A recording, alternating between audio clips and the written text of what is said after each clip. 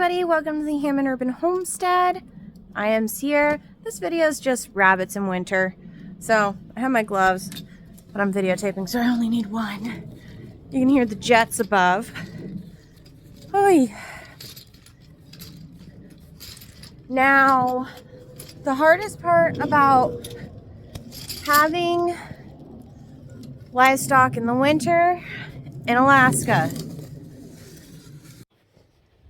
Hi everybody, I'm inside the rabbit barn. We're gonna go over some needs that your rabbits will need in the winter in Alaska. Now, there are 3 basic needs for anything to survive. People, animals, you know, the whole thing. We need shelter, water, and food.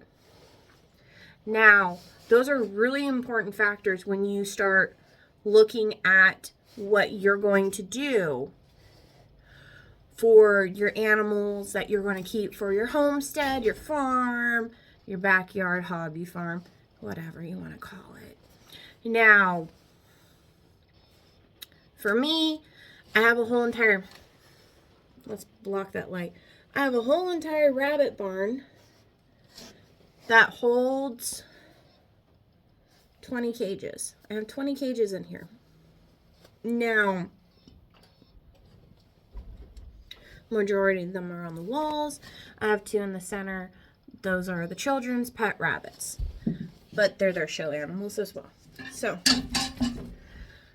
what I end up doing is we built a building because I used to have hutches, or I'd move them into the greenhouse in the off season.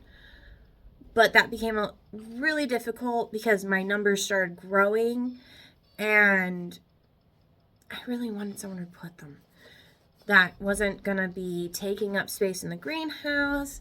They had a safe area. No predators could get them. Everything like that. So you got to think about your shelter situation. I have rabbits out in hutches too. I have 3 hutches outside that are being used. And we have the Polishes in one and silver foxes in the other 2, and some satins that are going to be meat rabbits. So there's a lot going on here when it comes to situations of how you're going to house your animals.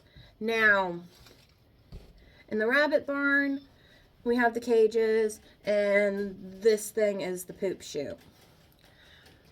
But the other 2 things that you really need is the water and the food. Now, our rabbit barn has electricity. There's the light right there, obviously. But I don't have a heater in here.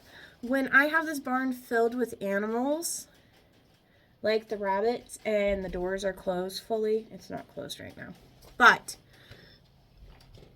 with it being full with 20 animals, it does stay a lot warmer. Now it's cold. You can see my breath. That's not a big deal. They have winter coats. And that's really a big factor too.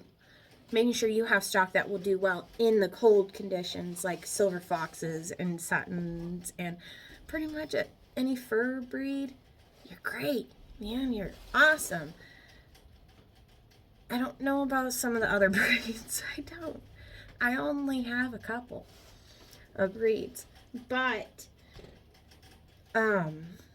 for me, making sure they have water that is not frozen.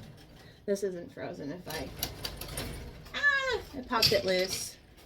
She's like, what are you doing? But as you can see, the water's dripping now. And making sure the water doesn't freeze over. Now,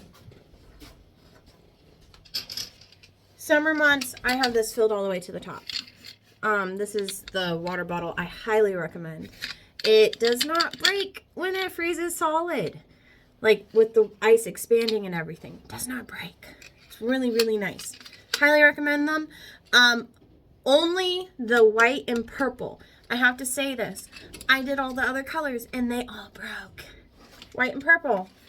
The white plastic is way more sturdy than the see-through colored stuff. And it's screaming at me because there's warm water in here and it's cold air out here. But In the winter, I go halfway. If I know we're hitting negatives, I go 1/4 of the way full. And I'll come out here periodically throughout the day and grab all the empty ones, bring them in, fill them back up to 1/4 mark, and go back outside and put them up. Another thing I do in the winter for my rabbits is I give them ice. I know it sounds a little weird, but they chew the ice, they eat the ice that they chew, and they get water that way. And I'll throw little treats in there like sunflower seeds or some oregano or something like that that helps benefit them as well. I do frozen peas as well in there, but they'll get the water that way, and it helps keep their teeth short. You don't want your rabbits not chewing on something or their teeth are going to overgrow. Now, another thing I'm going to say, good quality feed. Now, it could be from your local mill. It could be some name brand stuff. It could be something you make yourself, okay? You just got to make sure it has everything your rabbits need.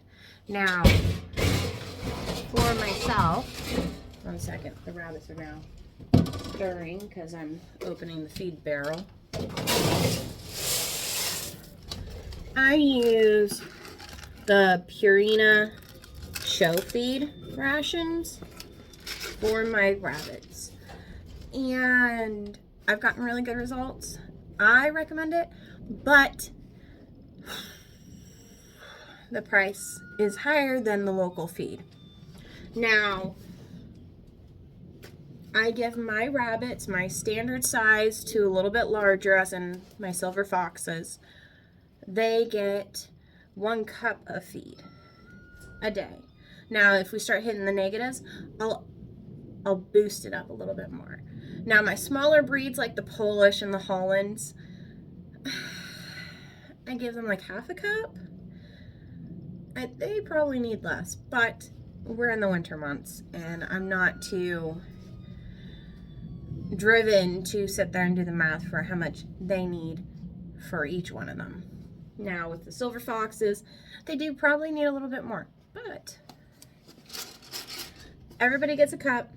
I've hit senior weight super young in my stock so far, and I feed a lot of hay as well.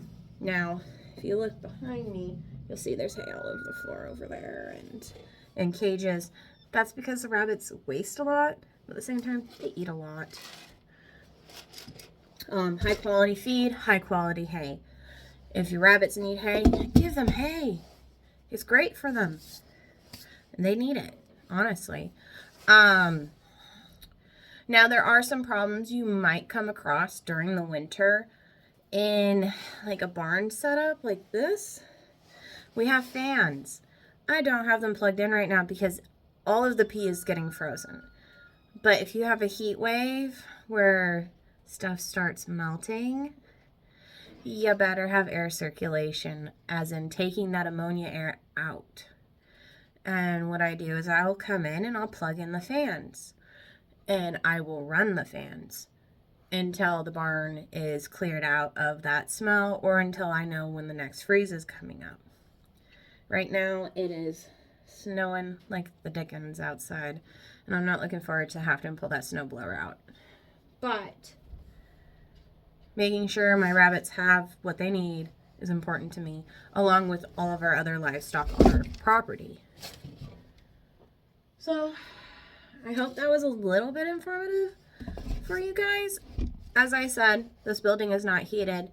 It just has electrical. We have talked about the idea of heating, but if I heat it, I better be breeding in it, and breeding more in the winter and not having a butcher building, because I normally do my butchering outside or in the greenhouse, and with how cold it is, I don't want to do that. I've done it before, and it's not my ideal situation, I'll tell you that. So this is pretty much what I do for my rabbits in my barn. It's just a lot of maintenance, a lot of making sure you have water for them. That's the hardest part about wintering rabbits, especially with the numbers I have, is making sure you have water. But when I have more numbers in this barn, the word is from the body heat they create. Now we are talking about closing off the loft and making it so all the heat stays down here instead of rising up, which would be great. But then we're gonna have to put a hatch where the ladder is. But we'll see what happens. But for now, this is our setup. I only have, ooh, how many rabbits do I have?